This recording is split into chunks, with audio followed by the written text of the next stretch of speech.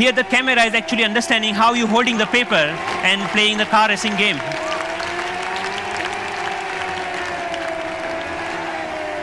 Many of you already must have thought, okay, you can browse. Yeah, of course you can browse to any website. So you can do all sort of computing on a piece of paper wherever you need it. So, but more interestingly, I'm interested that how we can take that in a more dynamic way. When I come back to my desk, I can just pinch that information back to my desktop so that I can use my full-size computer. And why only computers? We can just play with papers. Like paper world is interesting to play with. So here I'm taking a part of a document and putting over here the second part of from second place, and I'm actually modifying the information that I have over there.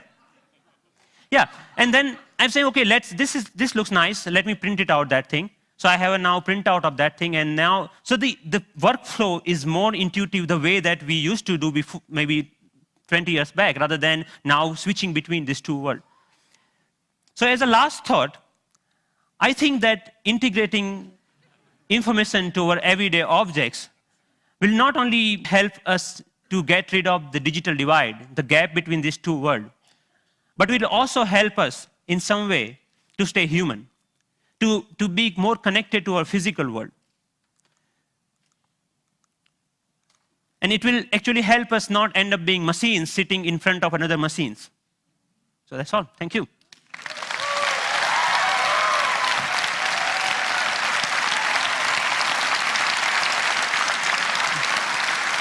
Thank you.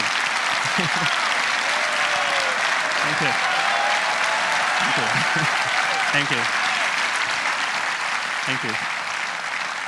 So Pranav, first of all, I mean, you're a genius. This is incredible, really. Thanks a lot. What are you doing with this? Is there a company being planned, or is this research forever, or what? So there are lots of companies, actually sponsored companies of Media Lab, interested in taking this ahead in a one or the way.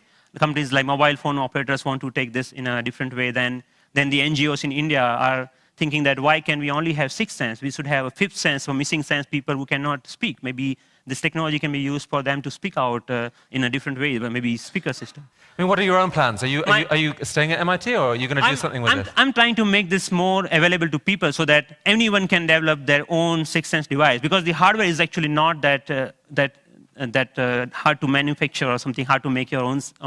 And I will provide all the open source software for them, maybe starting next month. So that open source? Wow. Yes. Wow. Yep.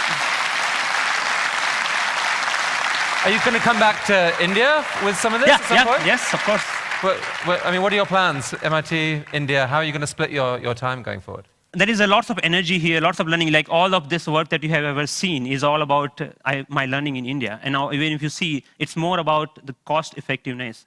This system costs you $300 compared to the like $20,000 of Surface tables or anything like that. Or maybe even the $2 mouse, just a system, at that time was costing around like $5,000. So we actually, I showed that to, in one of the conference to President Abdul Kalam at that time. And then he said, okay, we should use this in Bhabha Atomic Research Center for some use of that.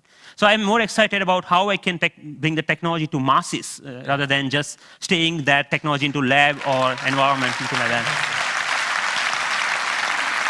Based on the people we've seen at TED, I would say you're truly one of the 2 or 3 best inventors in the world right now. And it's been an honor to have you here at TED. Thank you. Thank you so much. Nice meeting you. It was fantastic.